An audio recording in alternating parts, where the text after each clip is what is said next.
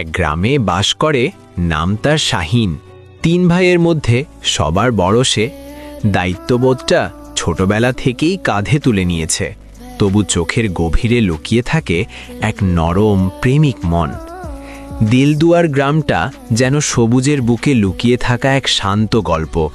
ভোর হলেই পাখির ডাক আর দূরের আজানের সুরে শাহিনের ঘুম ভাঙে।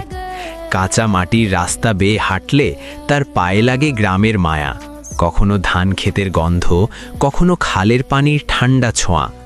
এই গ্রামেই তার শেকড়, এই গ্রামেই তার স্বপ্ন। আর এই গ্রামেরই এক বিকেলে বটগাছের ছায়ার পাশে প্রথম দেখা হয় তার সঙ্গে। মেয়েটির চোখে ছিল আকাশের মতো গভীরতা, হাসিতে ছিল নদীর মতো শান্তি। নামটা শোনার পর থেকেই শাহিনের বুকের ভেতর অদ্ভুত এক কাঁপন শুরু হয়, যেন বহুদিনের চেনা কাউকে হঠাৎ করে নতুন করে পাওয়া। এরপর দিনগুলো বদলে যেতে থাকে। বিকেলের মাঠে খেলাধুলার শব্দের ফাঁকে ফাঁকে তাদের চোখে চোখ পড়ে। খালের ধারে বসে নীরবতায় কথা হয়, কোনো শব্দ ছাড়াই। গ্রামের সহজ সরল পরিবেশে তাদের প্রেমটাও হয়ে ওঠে সহজ কিন্তু গভীর। কোনো বড় প্রতিশ্রুতি নয়, শুধু পাশে থাকার নিশ্চয়তা। দিলদুয়ারে দুঃখ আছে, কষ্ট আছে, কিন্তু শাহিন জানে এই গ্রামে ভালোবাসা একা থাকে না।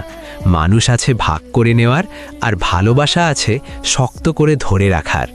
সন্ধ্যার আজানের সুরে যখন আকাশ নরম হয়ে আসে, শাহিন বুঝে নেয় এই গ্রাম, এই প্রেম আর এই মানুষটাই তার জীবনের সবচেয়ে বড় পাওয়া।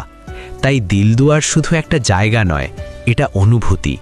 আর সেই অনুভূতির মাঝখানেই শাহিনের প্রেম, নীরব, গভীর আর চিরসবুজ।